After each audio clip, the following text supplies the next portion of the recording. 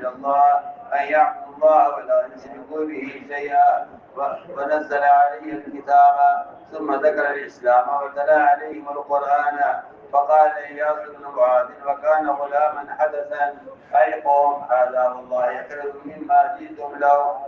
وأخذ أبو الحيثر بن رافع حفنة من البطحاء وضرب بها وجه إياس بن معاذ وقال دعنا منك فلعمري لقد جئنا لغير هذا. وصمت إياس وقام رسول الله صلى الله عليه وسلم وانصرفوا إلى المدينة وكانت موقعة بعاث بين الأوس والخزرج. ثم لم يلبس إياس بن معاذ أن هلك. قال محمود بن لبيد وأخبرني من حضره من قومه عند موته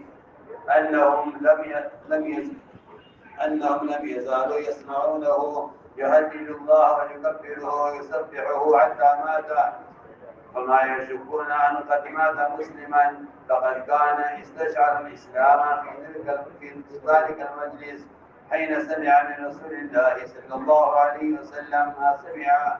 كذا في كنز العمال وأخرجه أيضا أحمد والطبراني ورجاله ثقات كما قال هيثمي وأسنده أيضا ابن إسحاق في المغازي عن محمد لبيد بن نحره رواه جماعة من علي بن إسحاق وهو من سعيد حديثه كما قال في الإصابة.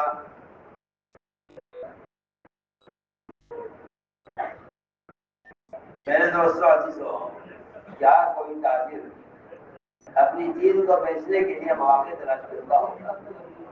یہ سب صلی اللہ علیہ وسلم اپنی بات کو پیش کرنے کے لیے مواقع تلاش کرتا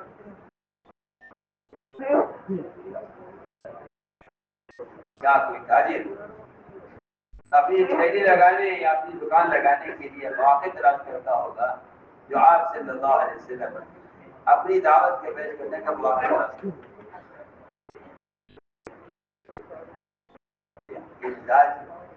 بنایا گیا تھا آپ کا، آپ کے صحابہ کا. اور عجیب بات میں آپ سے عرض کرتا ہوں،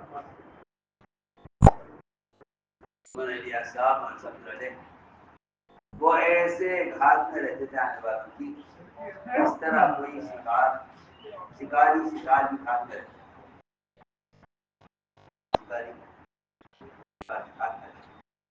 کون آ رہا کون جا رہا. اگر ہمیں ان سے مطلب نہیں ہے تو ہمارے طبیعت بھی استغنا ہے. یہ بات کیسی بات ہے؟ اللہ تعالیٰ مخلوق سے مستغنی کو اپنی دعوت کے فریضے کے لیے استعمال نہیں کرتے. آپ کی بات کیا کرتے ہیں؟ میں ایک بات کہتا ہوں، آپ کو بھول نہ لگے.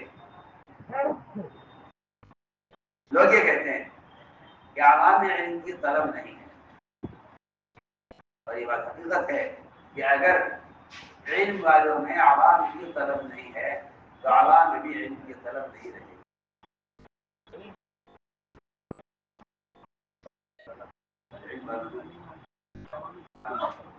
ایک بات آپ کو ماننی پڑے گی کہ پہلے طلب علماء میں مطلوب ہے.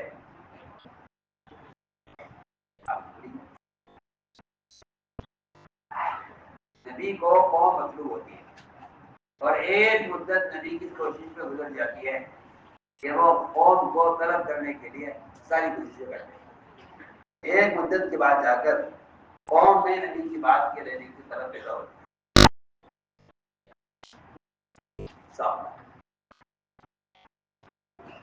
اگر اللہ مجھے معاف فرمائے، اگر علماء اور صلحاء میں امت کی عمومی طلب نہیں ہے تو امت کے عموم میں سے عبادات اور علم کی طلب ختم ہوتی ہے.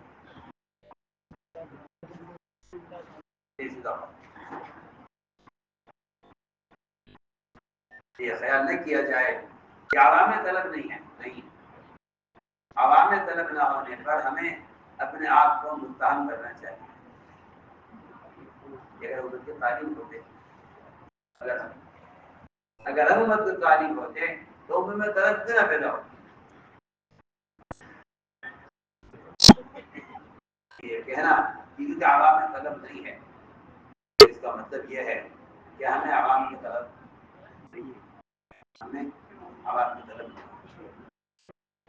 ہونا ایسا نہیں ہوتا کہ ایک آدمی جاہل کے لیے علم کا طالب ہو اور گمراہ کے لیے ہدایت کا طالب ہو اور گناہگار کے لیے اس کے مقابلہ کا طالب ہو، اور اللہ تعالیٰ ایسے لوگوں کی طرف عوام کا رخ نہ پھیرے، ایسا نہیں نہ آپ کو انسان دیتا اللہ کا نظام۔ جو شخص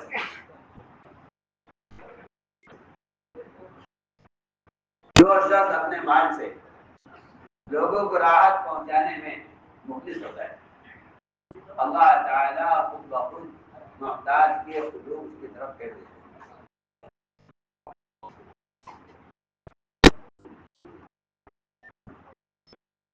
اور جس کی طبیعت میں مخل ہوتا ہے اس کی طرف کبھی بھی محتاج آدمی کو اس کا کبھی خیال بھی نہیں آتا۔ اولیا کا مال حرام میں خرچ ہو رہا ہے، فقراء سے بچ کر، ان کے اندر یہ بیماری ہے کہ ان میں عوام کی اور محتاج اور لوگوں کی امداد کی طلب نہیں۔ میں کر رہا ہوں کہ جس آدمی کے اندر کسی حاجت مند کے حاجت کے پورا کرنے کا جذبہ ہوتا ہے، اللہ تعالیٰ محتاجوں کو کی طرف پھیر دیتے ہیں۔ انسان جانور بھی ان کے پاس آتے ہیں، جانور بھی پاس ایک اونٹ آپ کے زمانے میں مدینہ منورہ میں ایک اونٹ دیوانہ ہو گیا، اور وہ دیوانہ ہو جاتا ہے تو زیادہ خطرناک کوئی چیز نہیں، وہ انسان کی کھوپڑی کو چبا جاتا ہے، کیونکہ کینہ پرور جانور ہے جو شیطان کے خمیر سے بچ کر بنا ہے۔ خمیر سے بچ کر بنا، شیطان کے خمیر سے بچا ہوا حصہ جسے شیطان تیار ہوا، جس سے جو ہے منہ تیار کیا گیا، اس کی دیوی کینہ ہوتا ہے۔ آپ آج اس کو مار دیں وہ آپ سے ایک مدت کے بعد ہوتا ہے، بہرحال وہ دیوانہ ہو گیا تو میں نے آپ سے کہا کرتا اس طرف نہ جائیے گا، اس طرف درختوں میں آئے اونٹ ہے جو دیوانہ ہو گیا، آپ تنہا اس طرف چل دیے، اس نے دور سے آپ کو دیکھا، چیختا ہوا آپ کی طرف دوڑا، صحابہ گھبرا گئے کہ آپ پر حملہ کر دے گا، میں نہیں، گھبرانے کی بات نہیں، آپ اندر جلدی سے چلے گئے تھے درختوں میں، وہ آپ کے پاس آیا اور اس نے آپ سے اپنے مالک کی ساری شکایتیں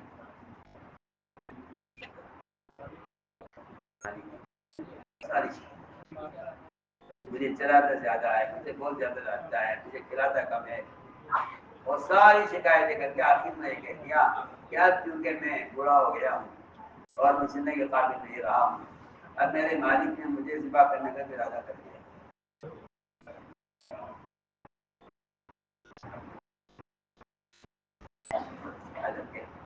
کیا اس کے مالک سے کہا ہوگا؟ اس کے مالک کے ارادے کیا ہوگا کہ اب اسے کاٹ کے کام رکھیے، وہ لے کے چلنے قابل نہیں رہا ہے، اس جگہ دیا میرے مالک کے ارادہ مجھے ذبح کرنے کا بھی ہو گیا۔ یہ ساری بات پوچھنا آپ صلی اللہ علیہ وسلم کو ساری شکایتیں خود سنیں، میں کہاں سنتا مانی وہ آیا آپ صلی اللہ علیہ وسلم نے یہ کہہ رہا ہے، یہ کہہ رہا ہے، یہ کہہ رہا ہے، یہ کہہ رہا ہے، اور آخر میں کہا کہ یہ بھی کہہ رہا ہے کہ تم نے اس کو ذبح کرنے کا ارادہ کر دیا، کہا ہے اپنا بات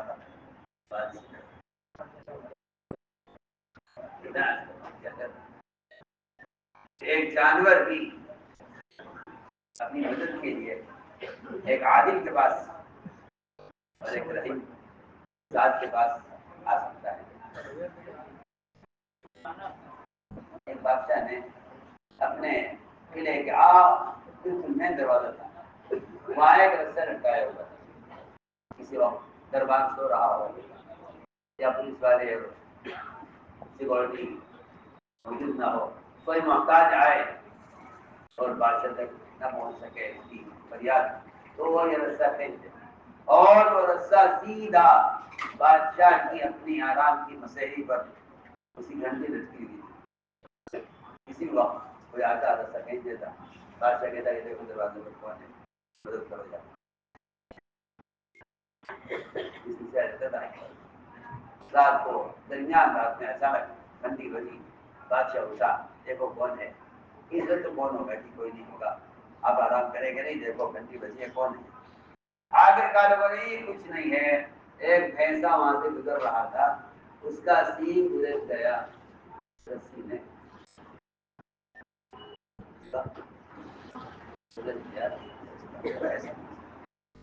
ایسا نہیں ہو سکتا، اس چوپائے کا ہاتھ نہیں ہے رسی پکڑنے کے لیے، اللہ نے اس کے لیے رسی کو اس کے سینگ میں الجھا کر کھینچا ہے۔ دیکھو اس کی کیا شکایت ہے۔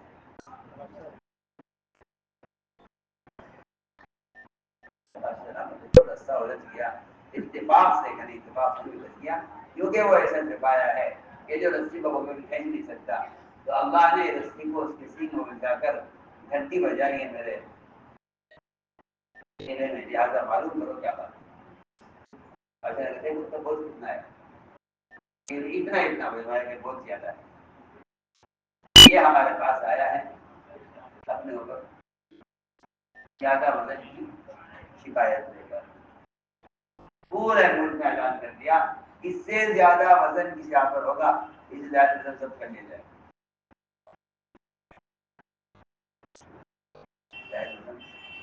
ضبط کر لیا جائے گا، کیونکہ بادشاہ کے پاس فریاد لے کر جیسا بھی آیا ہے کہ مجھ پر وزن زیادہ ہے، وہ بول نہیں سکتا، شکایت نہیں کر سکتا، ہاتھ نہیں رسی پکڑ کے جاتا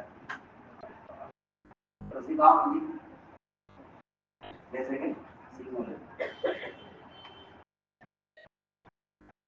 میں آپ سے یہ کہنا چاہتا تھا اصل بات کہ جب دنیا کا یہ معاملہ ہے تو جو لوگ امت کے جہل اور امت کے ہدایت لانے اور امت تک علم پہنچانے کے لیے بے ہوں گے، اللہ تعالیٰ اس پر عوام کا رخ علماء کی طرف ہے۔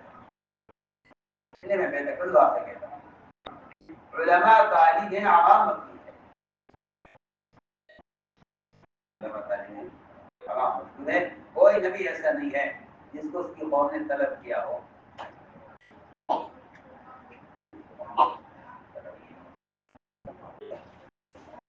جو علماء تعلیم ہے، عوام مطلوب، اگر انہیں عوام مطلوب ہے تو اللہ تعالیٰ ان کی طرف پر عوام کو اندر ان کی طرف پیدا فرمائیں گے۔ ایسے مواقع تلاش کیے جاتے ہیں۔ سوئٹزرلینڈ کے سیاح،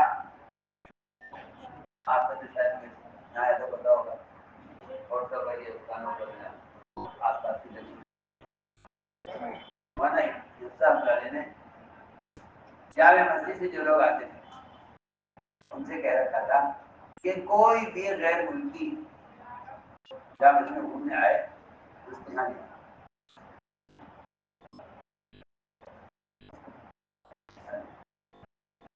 اور سوئٹزرلینڈ کے سیاح آئے گھومنے کے لیے اور وہاں انجمن ترقی والے تھے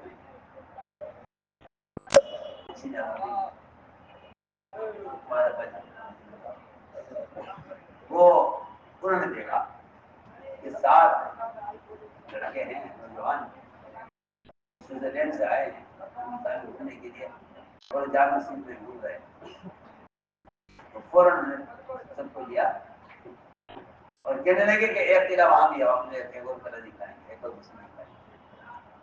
وہ انہیں لے کے ٹانگے میں بچھا کے سب کو سوئٹزرلینڈ سے سیاح آئے ہیں، آپ کی دعوت سوئٹزرلینڈ تک پہنچ جائے گی۔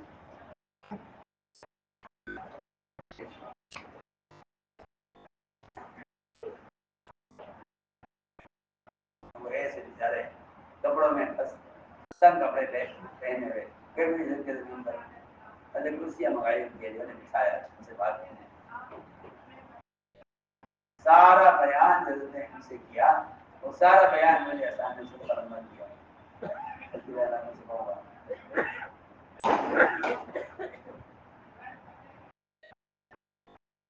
سے کہا دیکھو اپنے عمل پہ کی طرح سے اس طرح حضور اکرم صلی اللہ علیہ وسلم اپنی بات کو پیش کرنے کے مواقع تلاش کرتے ہیں. حالانکہ مدینے کے کفار اور یہود وہ آتے تھے مکہ مکرمہ اپنی تجارت تعلقات اور آپس میں قریش کے ساتھ ان کے کچھ معاہدے ہوتے تھے. لیکن آپ کو معلوم ہو جائے کہ فلاں آدمی آیا ہے، فلاں جگہ آیا ہے اور فلاں کے پاس آیا ہے اور فلاں ضرورت سے آیا ہے، آپ سب سے پہلے پہنچ جاتے ہیں پاس کہ ان سے ملاقات کرو. چنانچہ آپ صلی اللہ علیہ وسلم کا ابو الحیثر اور مدثر اشن کی جماعت کو آپ کا دعوت دینا. کہتے کہ ابو الحیثر انس بن رافع جو مکہ مکرمہ آئے ان کے ساتھ مدثر اشن کا ٹیم کا بھی ایک گروہ کے ساتھ تھا. اس میں ایاس ابن معاذ یہ مسلمات میں تھے. یہ آئے تھے قریش سے کچھ کا معاہدہ کرنے حضرت کی طرف سے. حضور اکرم صلی اللہ علیہ وسلم کو ان کی آمد کی خبر ہو گئی. یہ لوگ آئے چنانچہ آپ خود تشریف لے گئے ان کے پاس. آپ نے فرمایا کہ جس کام کے لیے تم آئے ہو قریش سے عہد کرنے اور ان سے معاہدہ کرنے کے لیے کیا میں تمہیں اس سے بہتر چیزیں بتاؤں؟ دیکھیے کہ ایک کافر مشرک اپنے کسی دنیاوی کام کے لیے آیا ہے اور آگے فرما رہے کیا میں تمہیں اس سے بہتر چیزیں بتاؤں؟ لوگوں نے تعجب سے کہا وہ کیا چیز ہے؟ آپ نے کہ میں اللہ کا رسول ہوں، اللہ نے مجھے بھیجا ہے اپنے بندوں کی طرف تاکہ میں ان کو اللہ کی طرف خود کی طرف بلاؤں. اور اس لیے بھیجا ہے مجھے اللہ تعالیٰ نے کہ وہ اللہ کے ساتھ کسی کو شریک نہ کریں. اور اللہ نے قرآن نازل کیا ہے. پھر آپ نے اسلام کا کہ فرائض ان کو بتلائے اور قرآن پڑھ کر سنایا. ایسے نماز کہتے کہ وہ ایسے نماز یہ ایک بالکل نوجوان آدمی تھا کم عمر. انہوں نے کہا پوری قوم سے اے قوم خدا کی قسم یہ بات جو کہہ رہے ہیں محمد صلی اللہ علیہ وسلم یہ تو اس سے بہتر ہے جس کے لیے تم آئے. ابو الحیثر کو ایاس بن معاذ کی بات کو غصہ آیا اور اس نے ایک کنکر کی پوچھ اٹھا کر اس کے منہ میں ماری. غصے میں ایاس بن معاذ کے چہرے پر ماری ابو الحیثر نے اور یہ کہا چھوڑ اس بات کو خدا کی قسم ہم تو کسی اور کام کے لیے آئے تھے اس کام کے لیے نہیں آئے تھے. ایاس بن معاذ خاموش رہے تو جواب نہیں دیا. آپ صلی اللہ علیہ وسلم یہاں سے اٹھ کر چلے گئے اور یہ لوگ مدینے واپس ہو گئے. بس اس کے بعد وہاں جنگ بعاث شروع ہوئی اور خزرج کے درمیان. یہ عجیب بات ہے، یہ عجیب بات ہے.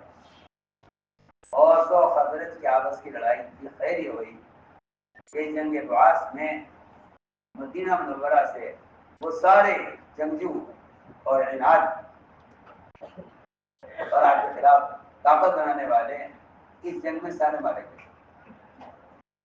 اس جنگ کے ذریعے مدینہ منورہ پہلے ہی ایسے شیاطین سے خالی ہو گیا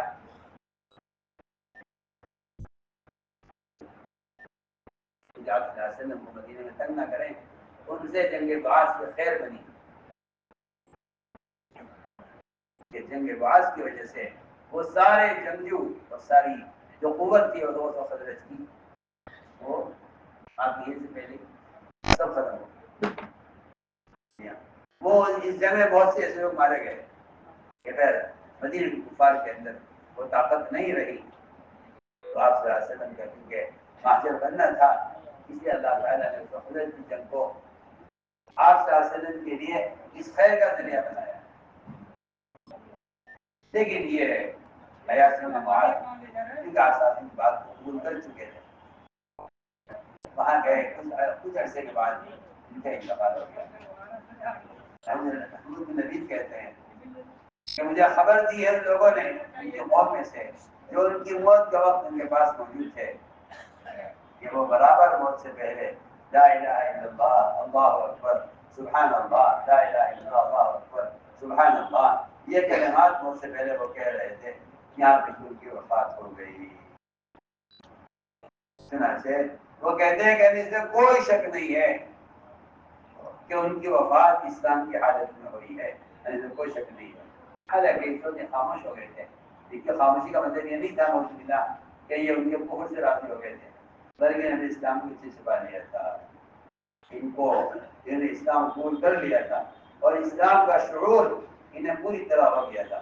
اسی مجلس میں یہ میں نے آپ صلی اللہ علیہ وسلم سے آپ کی بات کو سنا تھا، اسلام ضرور قبول کر لیا تھا لیکن اسلام کو ظاہر نہیں کیا۔ ان کی وفات پر شریف ہونے والے لوگ کہتے ہیں کہ وہ موت کے وقت یہ کلمات کہہ رہے تھے۔ اللهم صل على سيدنا مولانا محمد وعلى آل سيدنا مولانا محمد كما صليت على إبراهيم وعلى آل إبراهيم إنك حميد مجيد. ربنا ظلمنا أنفسنا وإن لم تغفر لنا وترحمنا لنكونن من الخاسرين. اللهم إنا نستغفرك ونتوب إليك. اللهم إنا نستغفرك ونتوب إليك. اللهم إنا نستغفرك ونتوب إليك. ربنا آتنا في الدنيا حسنة وفي الآخرة حسنة وقنا عذاب النار. سبحان ربك رب العزة عما يصفون وسلام على المرسلين.